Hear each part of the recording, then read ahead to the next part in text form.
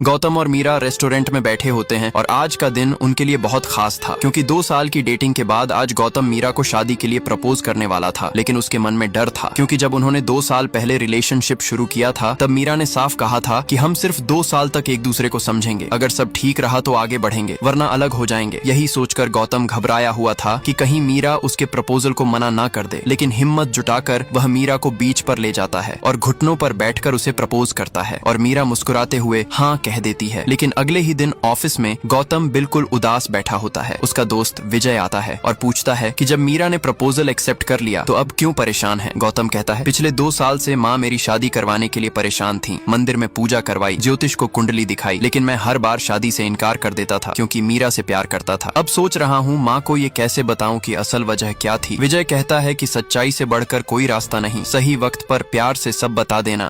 शाम को गौतम अपने घर लौटता है और रोज की तरह उसकी माँ मंदिर से पूजा करके आती है, लेकिन आज वो शादी की बात करने से डरती है कि कहीं गौतम नाराज ना हो जाए। गौतम डिनर करते हुए जानबूझकर अपने फोन पर मीरा की फोटो ऑन करके रख देता है ताकि माँ फोटो देखकर कुछ बोले, लेकिन उसकी माँ इग्नोर कर देती है। थोड़ी देर के बाद आखिरकार रात में गौतम अपनी माँ को सच बता देता है कि वो मीरा से प्यार करता है और उससे शादी करना चाहता है। लीला भी मान जाती है। इधर मीरा भी अपने मम्मी पापा को सब सच बताती है और वो भी शादी के लिए तैयार हो जाते हैं। अगले दिन गौतम अपनी माँ और घर की नौकरानी सेल्वी के साथ मीरा के घर पहुँचता है। मीरा चाय लेकर आती है और तभी लीला उसे देखकर कहती है तुम बहुत खूबसूरत हो और मैं तुम्हें अपनी बेटी की तरह रखूंगी। ये सुनकर मीरा कंफ्यूज हो जाती है। वो गौतम को अकेले में बुलाकर कहती है कि क्या हम शादी के बाद भी तुम्हारी माँ के साथ रहेंगे? मैं उन्हें जानती तक नहीं, उनके साथ कैसे रह सकती हूँ? गौतम कहता है मेरी माँ का मेरे अलावा है ही कौन, मैं उन्हें अकेला नहीं छोड़ सकता। तभी मीरा कहती है तो फिर हमें यह रिश्ता यही खत्म कर देना चाहिए। और ये सुनकर गौतम माँ को लेकर चुपचाप वहाँ से चला जाता है। गौतम कुछ दिनों तक मीरा को इग्नोर करता है, लेकिन एक दिन मीरा हिम्मत करके उसे मैसेज करती है और कॉफी शॉप में बुलाती है। वहाँ मीरा कहती है कि मैं तुमसे दूर नहीं रह सकती, लेकिन तुम्हारी माँ को मैं जानती भी नहीं, और अगर शादी के बाद मेरा उनसे झगड़ा हो गया तो हम क्या करेंगे? इसलिए अच्छा होगा कि हमारी फैमिली एक ट्रिप पर चले, सब लोग एक दूसरे को समझ लेंगे और फिर डिसाइड करेंगे कि शादी करनी है या नहीं। गौतम पहले से गोवा हनीमून का सोच चुका था, लेकिन मीरा की बात मानकर गौतम मान जाता है। उसी शाम मीरा अपने पापा मम्मी को ट्रिप का आइडिया बताती है, लेकिन उसके पापा नाराज हो जाते हैं और कहते हैं कि शादी से पहले तुम लड़के की माँ का टेस्ट लेना चाहती हो। मुझे नहीं लगता गौतम की माँ मानेंगी। उधर गौतम अपनी माँ लीला को मनाने के लिए झूठ बोलता है कि ये उसके ऑफिस का फैमिली ट्रिप है और सबको इसमें शामिल होना है। लीला भी मान जाती है। अगले दिन गौतम ऑफिस में अपने दोस्त विजय से कहता है कि मुझे तेरे सपोर्ट की जरूरत है, तू भी साथ चल। विजय हंसते हुए कहता है तू हनीमून ट्रिप पर पूरी फैमिली ले जा रहा है, ये आइडिया मुझे बिल्कुल पसंद नहीं, लेकिन दोस्ती के लिए मैं तेरे साथ चलूंगा। मीरा की फैमिली को देखकर लीला गुस्सा हो जाती है, लेकिन गौतम समझाते हुए कहता है कि मीरा भी मेरे साथ ऑफिस में काम करती है और उसकी फैमिली को भी ऑफिस वालों ने ही इस ट्रिप पर भेजा है। सब मिलकर एक ही बस से कुर्ग के लिए निकलते हैं। रास्ते में मीरा लीला के पास उसकी बगल वाली सीट पर बैठ जाती है और बातचीत करने की कोशिश करती है, लेकिन लीला जानबूझकर चुप रहती है। गौतम भी पूरे सफर में कोशिश करता है कि दोनों एक दूसरे से दूर रहें ताकि कोई झगड़ा ना हो। किसी तरह सब कुर्ग पहुंचते हैं और होटल में जाते हैं। मीरा ने सबके कमरे पास में बुक किए थे, लेकिन गौतम रिसेप्शन पर जाकर कमरों को दूर दूर करवा देता है। तब मीरा उससे पूछती है कि तुमने अपनी माँ को इस ट्रिप के बारे में क्या बताया है, लेकिन गौतम कोई जवाब नहीं देता। फिर मीरा खुद लीला के पास जाती है और उनसे कहती है कि हम यहाँ एक दूसरे को समझने के लिए आए हैं, तो फिर आप हमें इग्नोर क्यों कर रही हैं? इस पर लीला गुस्से में कहती है कि मुझे तुम्हारे बारे में कुछ भी जानने की जरूरत नहीं है। अगर मुझे पता होता कि इस ट्रिप पर तुम लोग भी आने वाले हो तो मैं यहाँ कभी नहीं आती। तभी वहाँ गौतम आ जाता है और फिर मीरा और लीला दोनों मिलकर गौतम को डांटने लगती हैं।